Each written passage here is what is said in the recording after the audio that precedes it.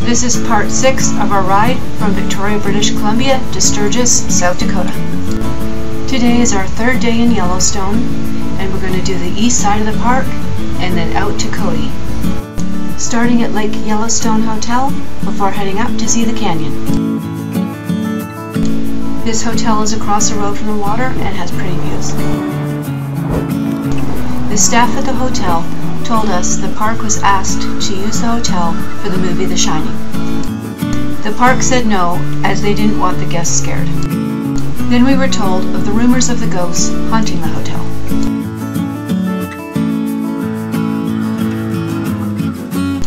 Yellowstone Lake.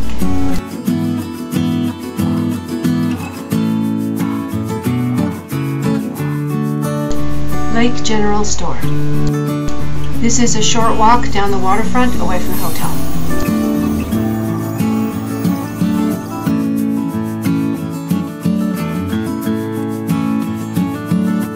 Barb enjoying the early morning sun at the store. Lake Lodge is set back from the water a bit and has a bit more of a woodsy feel. Still an easy walking distance and pretty in the morning.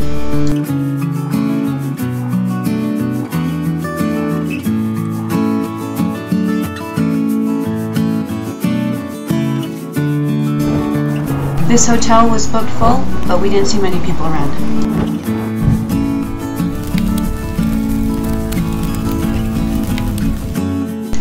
They have a cafeteria-style restaurant where we had our breakfast before hitting the road, after a few minutes of sitting in the sun, enjoying the scenery.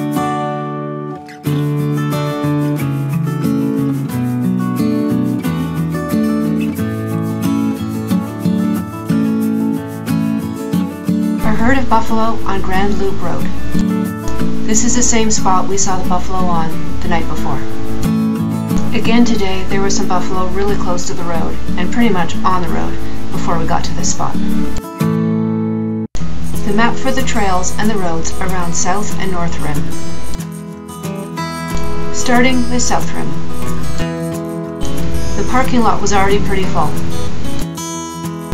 The walk to the lookout is easy and not very far. Uncle Tom's Point was closed, so this is Artist Point and the various lookouts there. The Yellowstone River. There are various bus tours you can do around Yellowstone.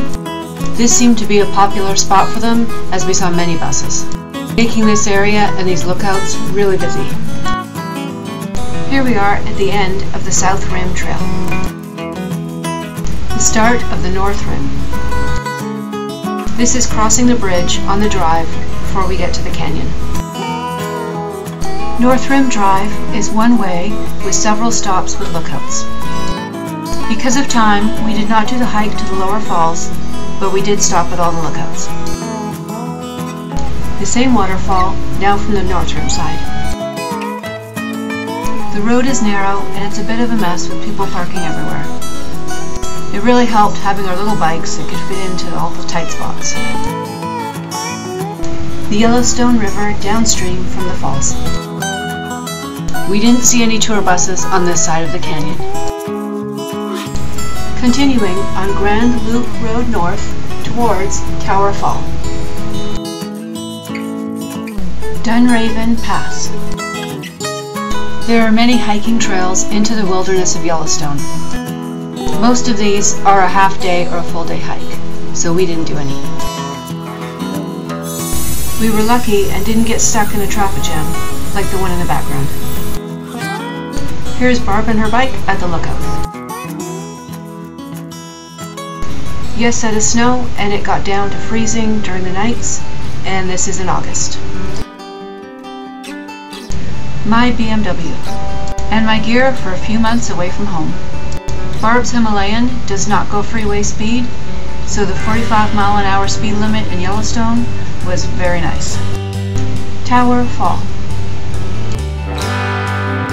People had stopped on the road here to see a black bear, but it was so far away they had to use binoculars to see it.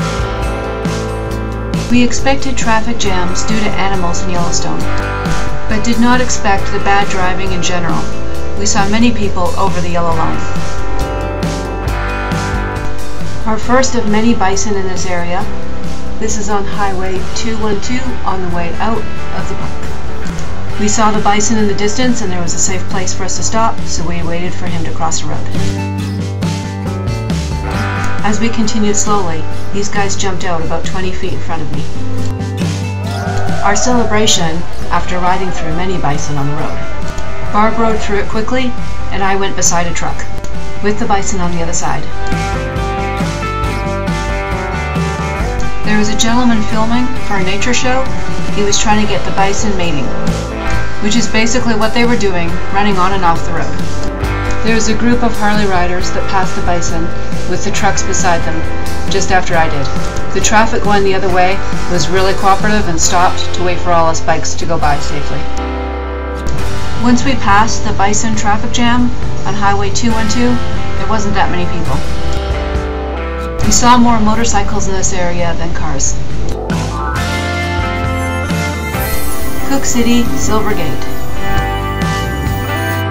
We took Chief Joseph Scenic Byway through the mountains to Cody. This was a beautiful road with almost no traffic. This is just after the turnoff from Beartooth Highway. We didn't have time to do the pass at Beartooth Highway.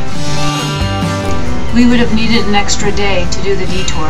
We were going more south, with our destination being Sturgis. So of course that means we have to come back.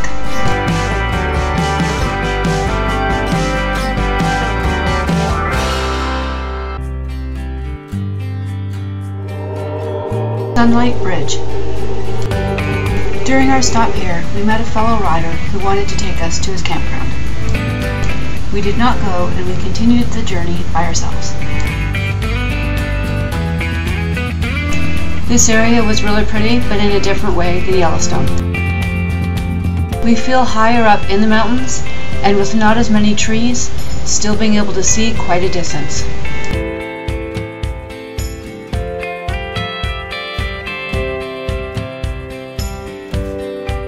We were lucky to have good visibility and a nice sunny day.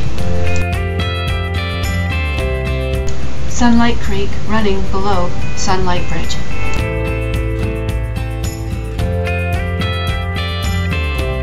We stopped at Dead Indian Summit Overlook.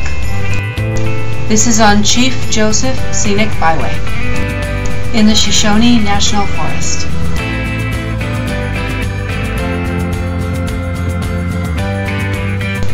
This is the road we had just come up to the overlook.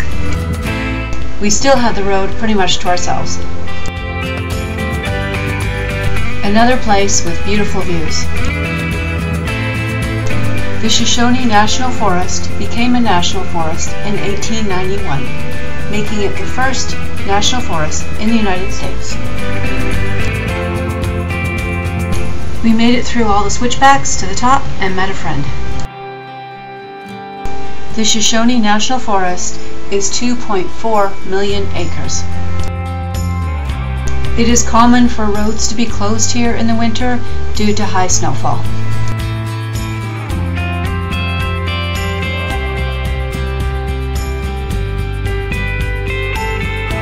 Thank you for joining us on our ride through the east side of Yellowstone National Park and through the Shoshone National Forest.